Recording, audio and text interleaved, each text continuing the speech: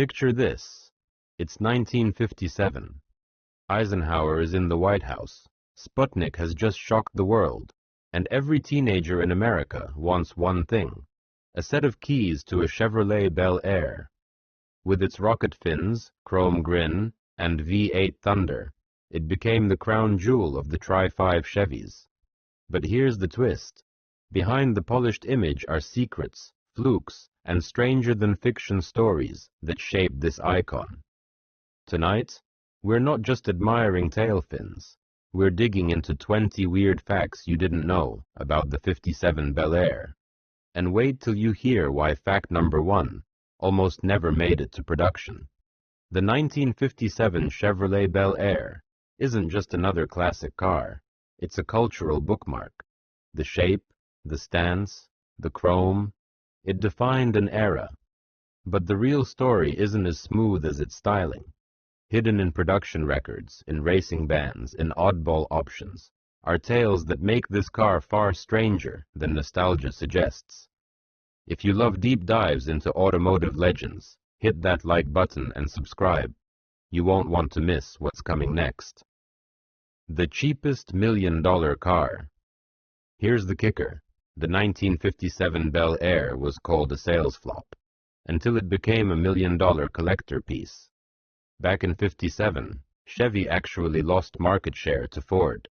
The reason? Buyers thought the Bel Air looked too similar to the '56 model. Ford outsold Chevy that year, something almost unthinkable today.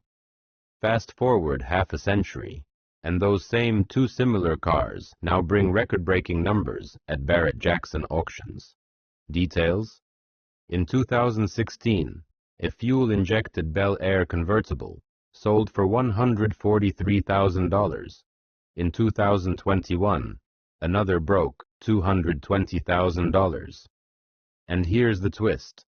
A showroom stock Bel Air cost about $2,500, brand new, around $25,000 in today's money. For collectors, the tip is simple.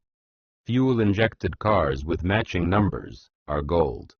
Look for Rochester Ramjet hardware under the hood and a clean VIN stamp. Think that's wild? Wait till you hear how one color option caused chaos at dealerships, coming up at number 19. The infamous Inca Silver paint. But there's a twist. One paint option became so rare, even Chevy employees couldn't find cars sprayed in it. Inca Silver, code 793, was supposed to be the elegant metallic shade of 1957. Yet reports suggest only a tiny fraction of Bel Airs left the factory with it. Why? Dealers hated it. The silver oxidized quickly, made blemishes obvious, and on sunny lots it looked flat compared to tropical turquoise or matador red. Period estimates claim fewer than 100 cars were ordered in Inca Silver with matching trim. Some restorers even argue a true Inca Silver Bel Air might be the rarest production 57 of all. Collector tip. If you spot one at a show, check the cowl tag. Repainted cars often masquerade as silver survivors, but a factory code 793 is the real deal. And if you think silver is rare, wait till you hear about Chevy's secret pinks and purples. Fact number 18 takes it further. The hidden pink Bel Airs. Yes, you heard that right. There were pink Bel Airs. Officially, Chevrolet never marketed a pink Bel Air in '57. But factory records and survivor cars confirm special order coral and dusk rose shades slipped out of assembly plants, usually at dealer request. Some were even matched with silver interiors, making them look more like Cadillacs than Chevys. Why?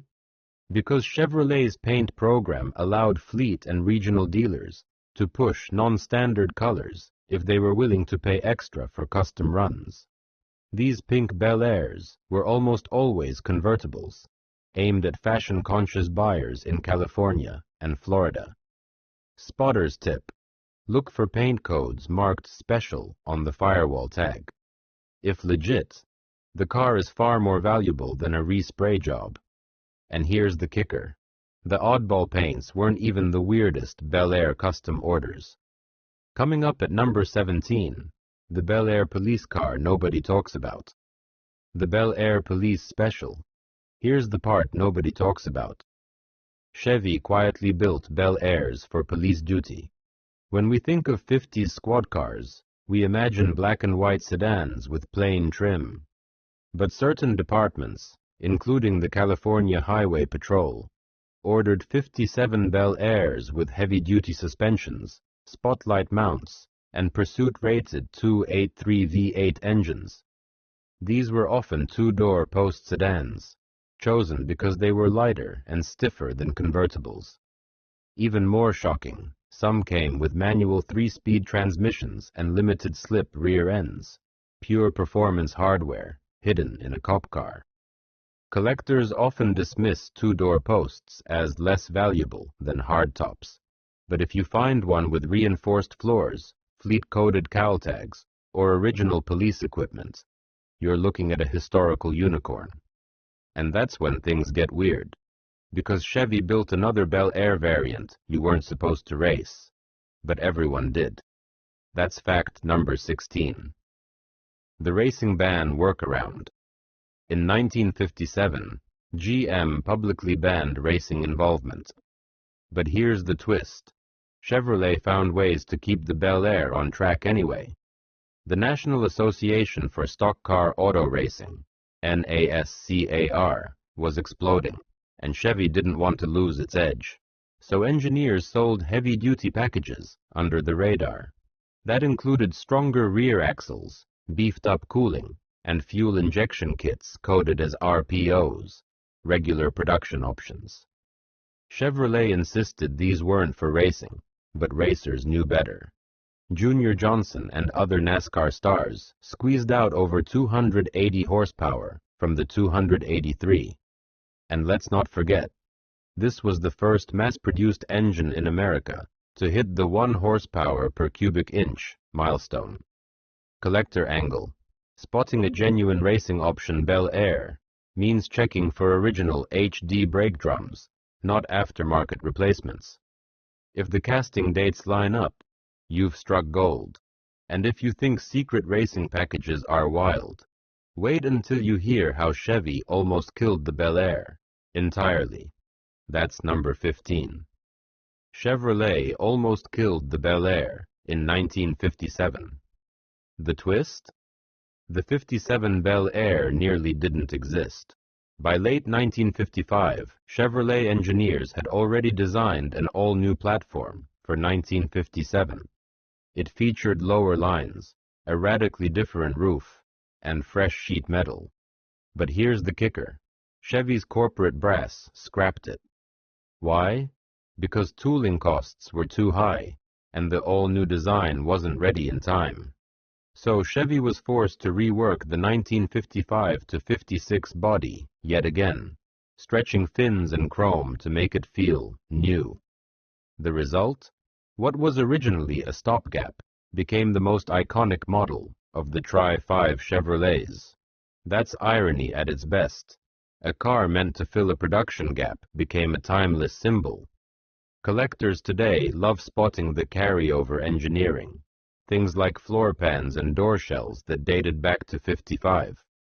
What feels like vintage charm now was once a corporate shortcut. And here's the kicker.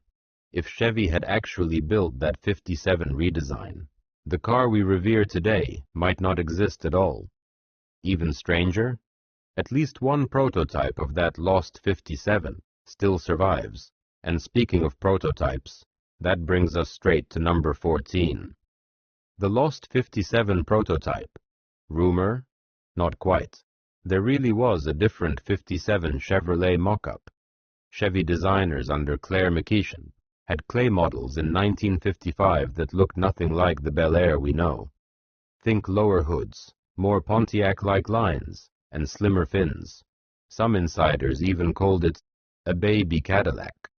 But management worried it was too much of a leap and too costly to stamp. Even more shocking, a surviving fiberglass prototype shell of this alternate 1957 ended up in private hands decades later. It was displayed briefly at design retrospectives, proving Chevy's what-if moment.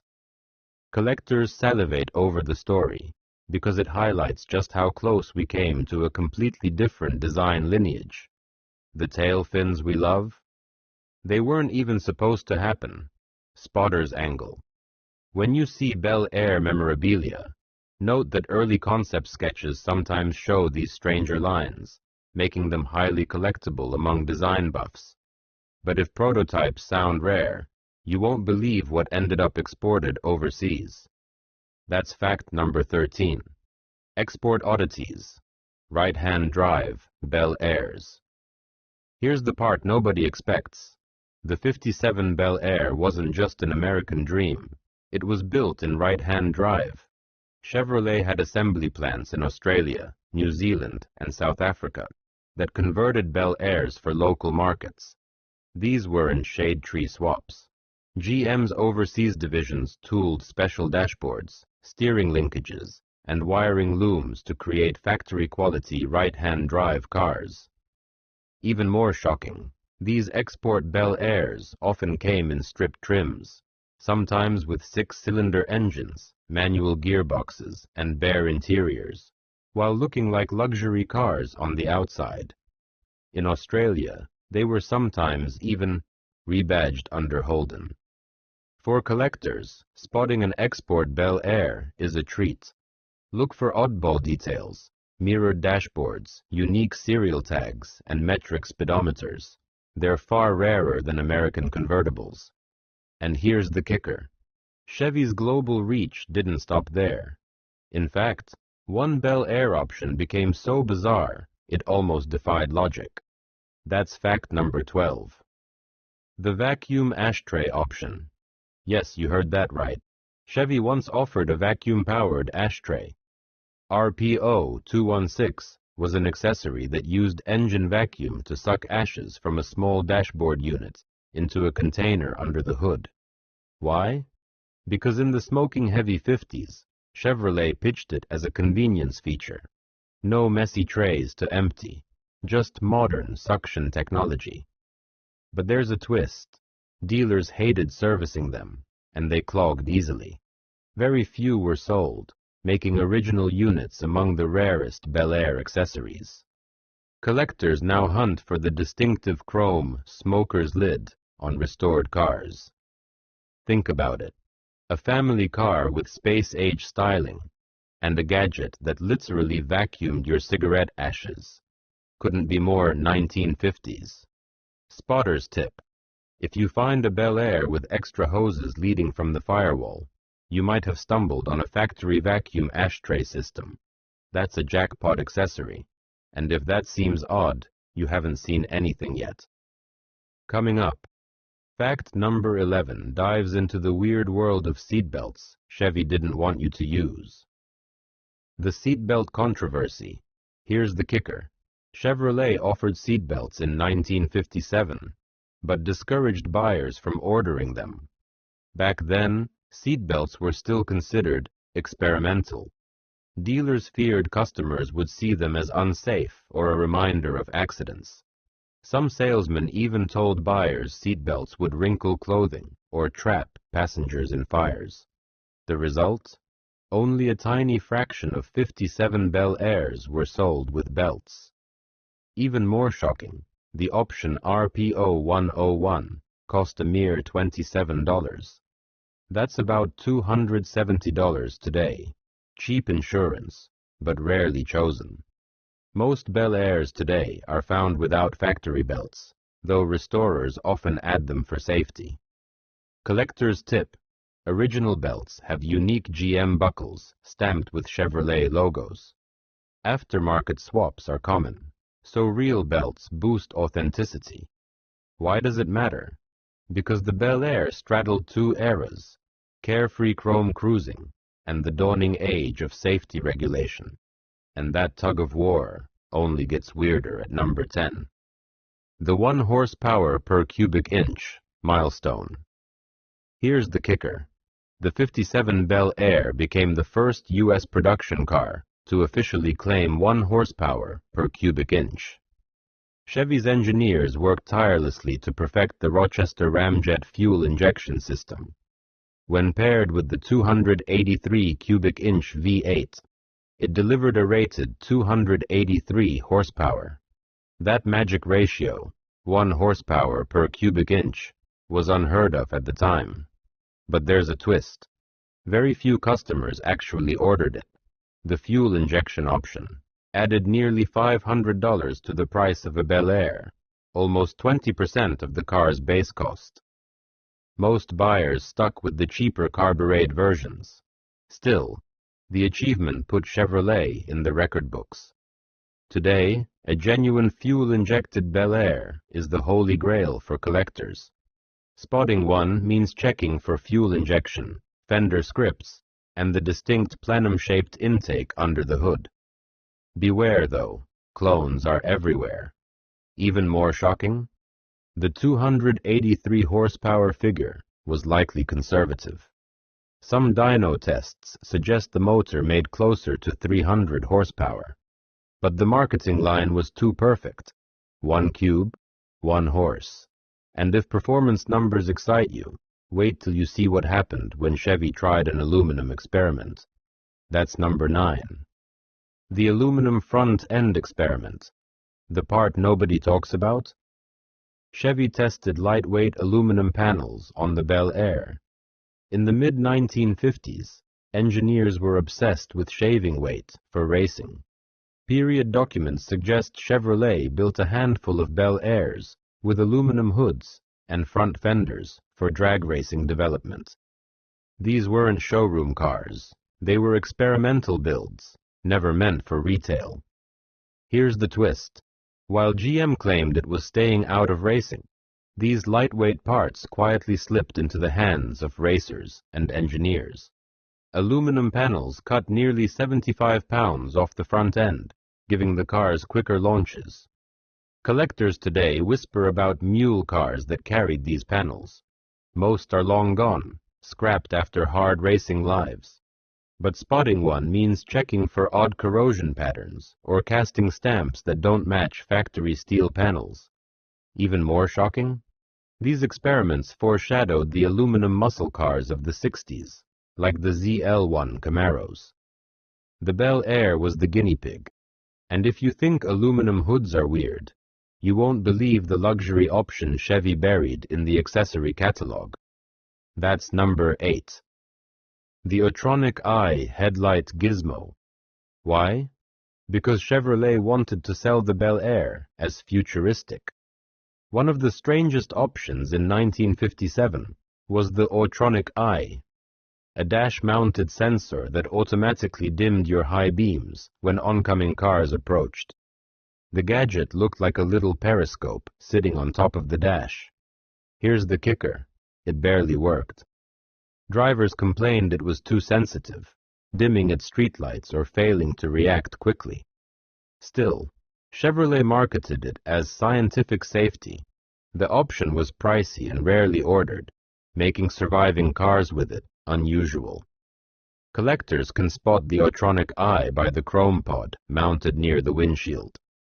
If original, it's a conversation piece worth adding value. Even more shocking, Cadillac kept refining the system, but on Chevrolets, it remained a short-lived gimmick. A Bel Air with an Otronic Eye is the epitome of 50s optimism, a mix of science fiction and shaky reality. But that wasn't the only futuristic quirk. At number 7, we dive into an option so strange it almost became comedy. The tissue dispenser option. Yes, you could order a tissue dispenser in your Bel Air. Chevrolet's accessory catalog offered a chrome underdash unit that held standard tissue boxes. The idea was simple. Make your family car feel more like a lounge. But there's a twist. These dispensers weren't cheap, and almost no one ordered them. Even more shocking, survivors are now worth big money. Restored dispensers can fetch $500 or more, just for the parts. Collectors love them because they're such an oddball piece of 1950s Americana. chrome, stylish, and unnecessary. Spotter's tip: the real deal is marked with GM script and slides into factory brackets. Reproductions exist, but the originals are rare.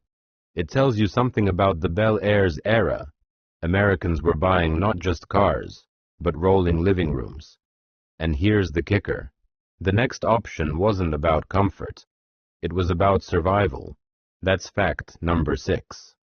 The factory fire extinguisher package. The twist? Chevy offered a fire extinguisher as a dealer-installed accessory.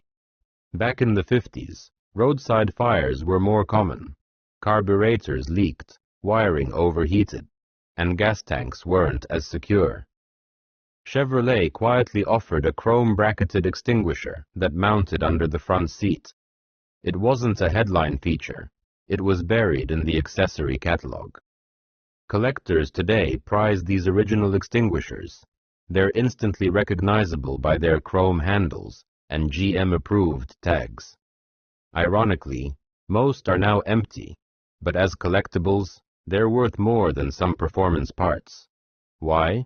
Because so few people bought them. Who wanted to admit their new Bel Air might catch fire? Yet those who did likely saved their car, or their lives. Even more shocking?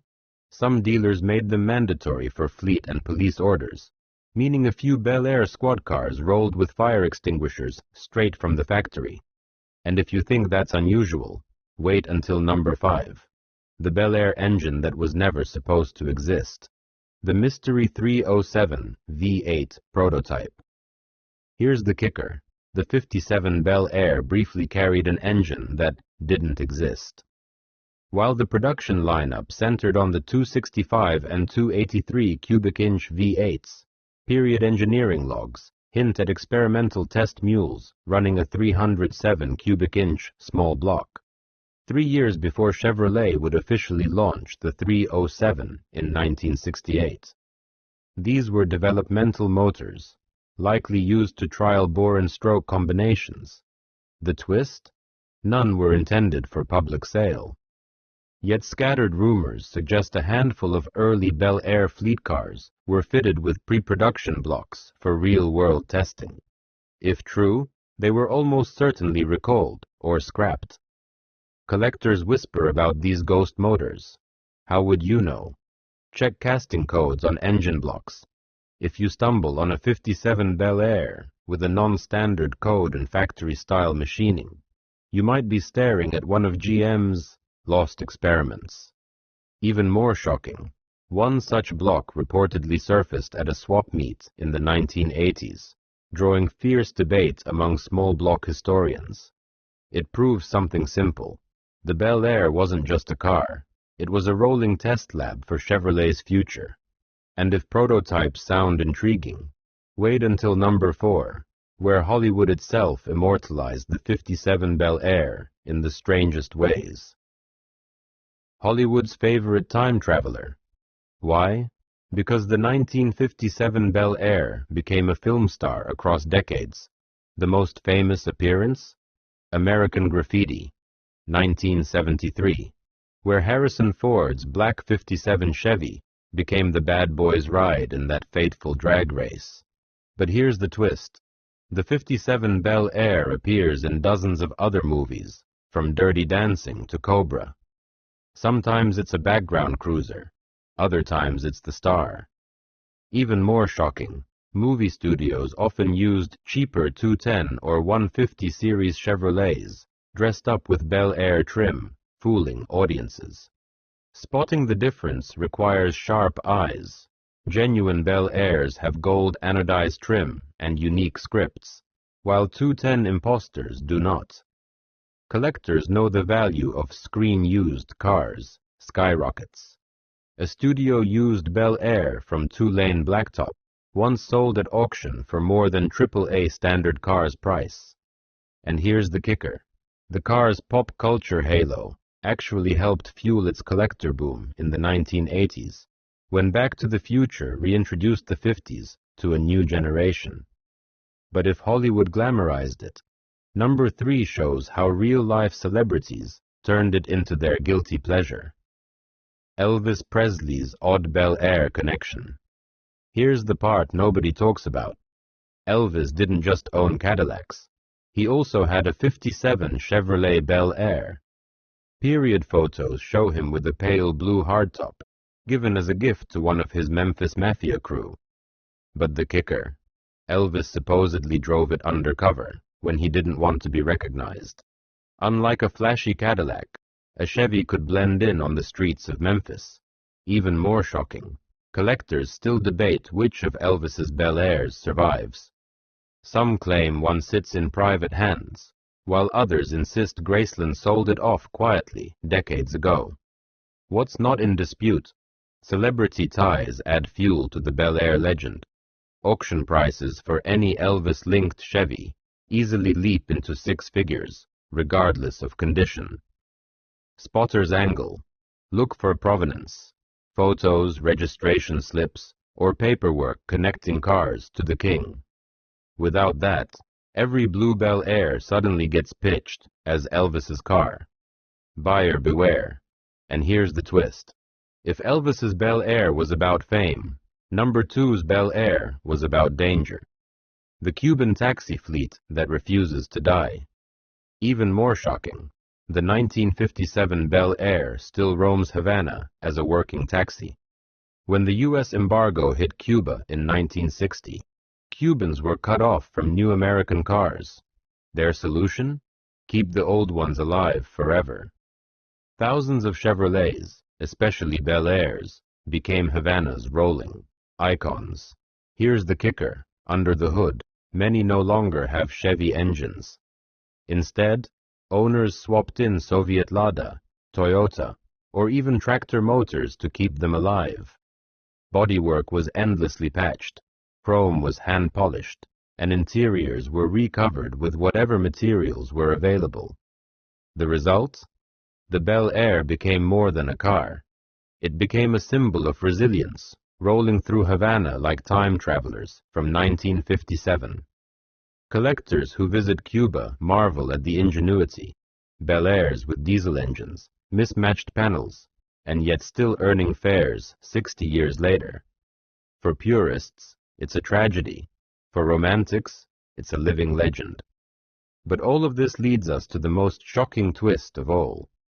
Fact number 1. The story of how the Bel Air nearly didn't make it to the showroom floor. The production crisis that almost killed the '57. Here's the big reveal. The '57 Bel Air was nearly cancelled at the last moment. In late 1956, strikes at GM's foundries delayed production. Tooling issues for the Bel Air's distinctive grille and anodized gold trim pushed schedules back. For a brief window, executives considered pulling the '57 from Chevy showrooms entirely and simply extending the '56 model run. Why? Because Ford was already ahead, launching flashy new designs that threatened Chevy's market crown. Some insiders feared Chevy couldn't deliver enough '57s to compete. The twist? Chevrolet pushed its plans into overdrive, working 3 shifts to hit volume. Even so, the '57 Bel Air debuted weeks later than planned in some regions. Dealers were furious, but buyers didn't care. They swarmed showrooms, cementing the car's place in history. Even more shocking, had those strikes lasted longer, the '57 might never have appeared. Imagine that.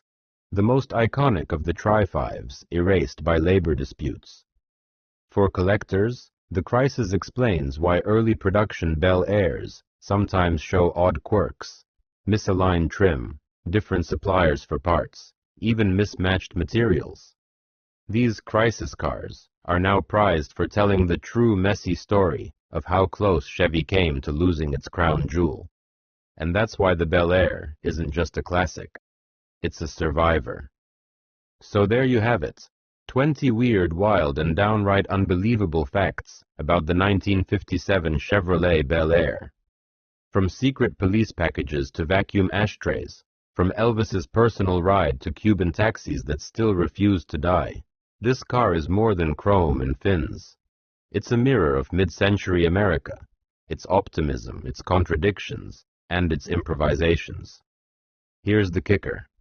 The Bel Air wasn't meant to be eternal. It was a stopgap model, rushed, improvised, and nearly cancelled. Yet somehow, that's exactly what makes it timeless. Now I want to hear from you. Which fact blew your mind the most? Was it the Phantom 307 prototype, the Hollywood cameos, or those pink paint jobs that dealers swore didn't exist? Drop your thoughts in the comments. I'll be reading. And if you enjoyed this dive, stick around. Our next documentary takes you under the hood of another legend you thought you knew. Until then, keep the chrome shining.